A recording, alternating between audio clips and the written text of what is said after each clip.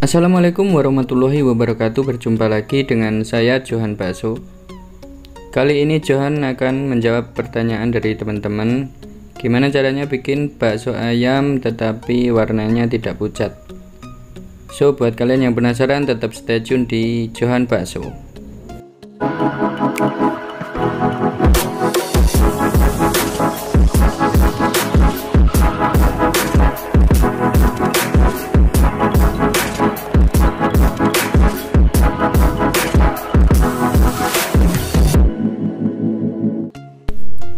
Oke teman-teman, sebelum melakukan aktivitas dalam pembuatan bakso ini, sebaiknya kita mencuci tangan terlebih dahulu agar tangan kita bersih ya. Kali ini Johan menambahkan Blue Band margarin geng. Ini sedikit saja karena Johan sudah menambahkan telur.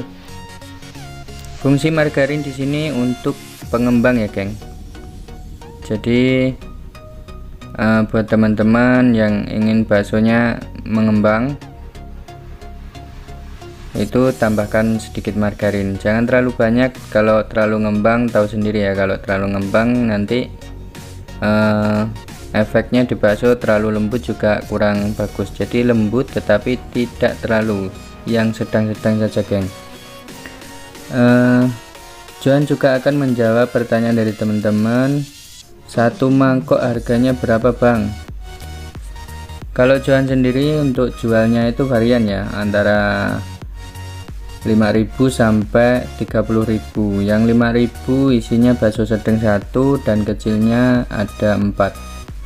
Ada yang 12 itu isinya bakso besar 1, kecilnya 5. Dan yang 30.000 itu yang bakso gunung geng, isinya cabai, namanya bakso lava gunung ya.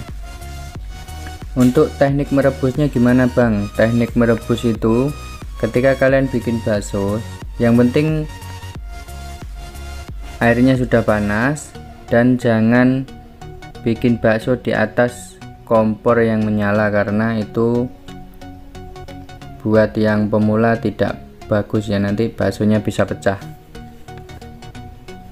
Dan teknik merebusnya ketika sudah jadi, kalian dalam pembuatan baksonya direbus kembali, lalu direbus sampai airnya hampir mendidih. Nah, disitu akan kelihatan kalau airnya sudah hampir mendidih, berarti baksonya sudah matang. Rasanya ayam atau tidak bang? Tentu rasanya ya ayam ada, sapi ada ya, karena kita menggunakan dagingnya campuran. Adonannya padat atau tidak bang? Oke, adonannya itu sebaiknya sedang-sedang saja. Kalau terlalu padat nanti dibuletin juga susah. Kalau terlalu encer itu dampaknya di bakso juga kurang bagus, nanti baksonya terlalu lembek. Baksonya lembek atau tidak bang? Baksonya untuk resep yang Johan bagikan ini, Johan praktekkan tidak lembek ya, tetapi dia lembut karena Johan menambahkan margarin dan telur. Kalau teman-teman tidak suka bakso yang lembut, suka yang agak keras, jangan tambahkan margarin ataupun telur.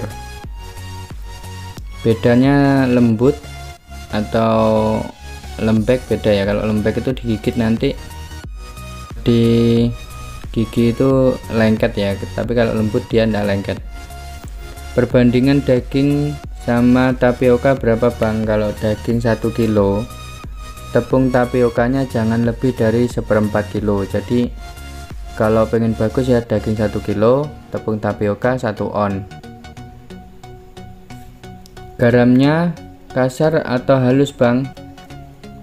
Kalau garam Johan sarankan untuk pakai yang kasar, karena garam kasar lebih bagus menurut Johan.